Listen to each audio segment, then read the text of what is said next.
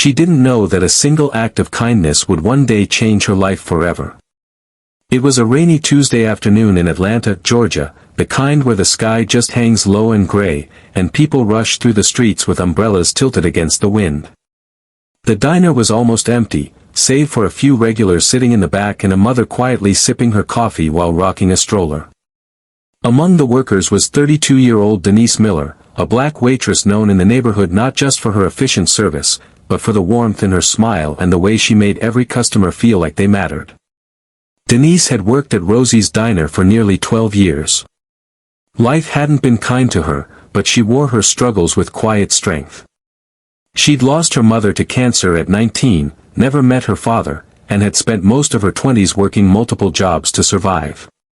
The dream of becoming a nurse had faded into a distant blur as rent, bills, and daily survival took over. But Denise never let bitterness grow in her heart. She still believed in kindness, because even if the world hadn't always been good to her, she could choose to be good to others.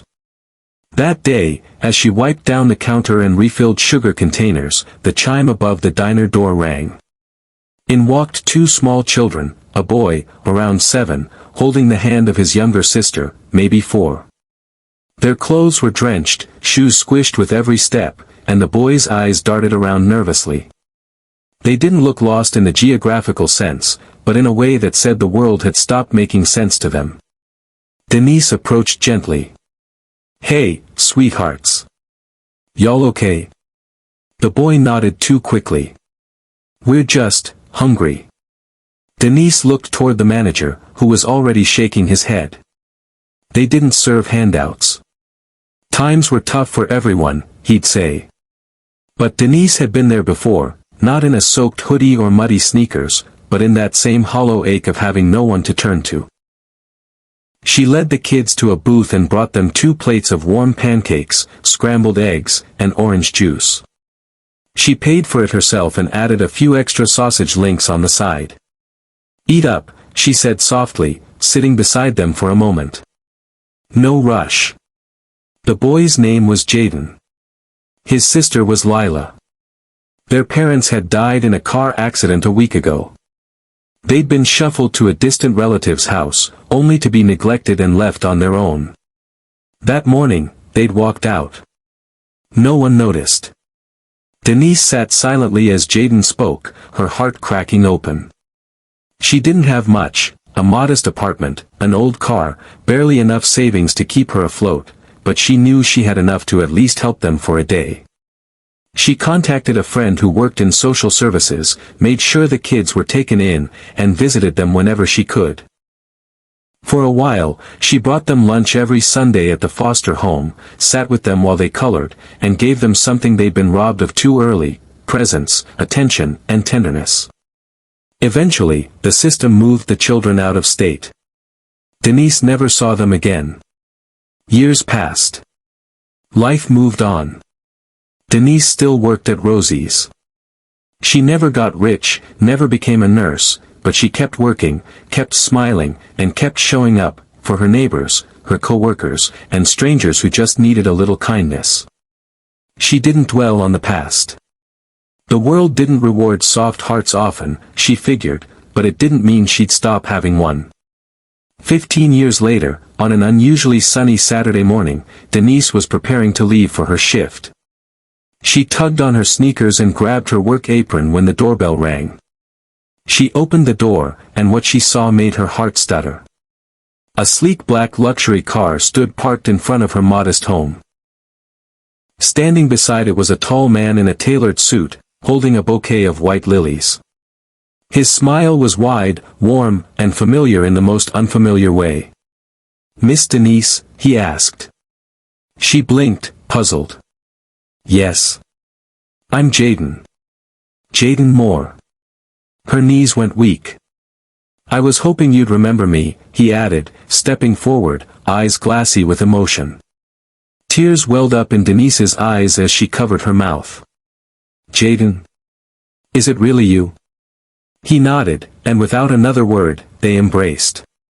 It was a hug that held years of gratitude, unspoken prayers, and a childhood saved by a stranger's compassion. Jaden explained that he'd been adopted by a loving couple not long after Denise had last seen them. He grew up in Seattle, earned scholarships, and eventually graduated from medical school. He was now a pediatric surgeon, saving children, just as someone had once saved him. Lila was a teacher in Oregon, inspiring little ones every day with patience and love. "We never forgot you," Jaden said, voice thick. "Every birthday, every Christmas, Lila and I talked about you. You were the first person who showed us love when we needed it most. I wouldn't be here if it weren't for you." Denise's hands trembled as she wiped her eyes. "I didn't do much," she whispered. "You did everything," he said. "That day, you fed us more than food. You gave us hope." Jaden handed her the keys to the car. She stared at them in disbelief.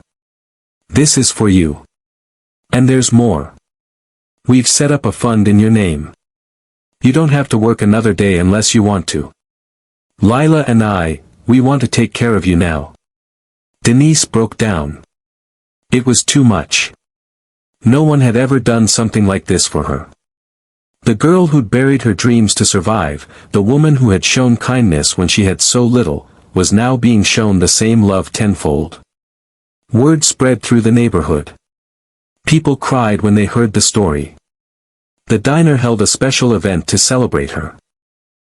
Even the manager who once refused free meals stood up and apologized, offering to name a booth after her. Denise laughed, forgave him, and only asked that they continue offering a free kids' meal every Sunday in her name. Denise never asked for recognition. She didn't act out of obligation or expectation. Her heart simply understood what it felt like to be abandoned, to be hungry, and in that understanding, she found purpose in being the one who didn't look away. Now, as she sat on her porch watching the sun dip low behind the trees, her hands resting on the lap of a life well lived, Denise understood something deeper. Sometimes the seeds we plant don't bloom in our lifetime, but when they do, oh, how beautiful the harvest. What began as one quiet act of kindness on a rainy afternoon became a legacy that stretched across time, lives, and cities. The woman who once had nothing but a smile and a warm plate to give ended up receiving a life filled with honor, gratitude, and the love of the two children she once helped with no promise of return. And in the end, that's the true power of kindness. It never fades, never dies.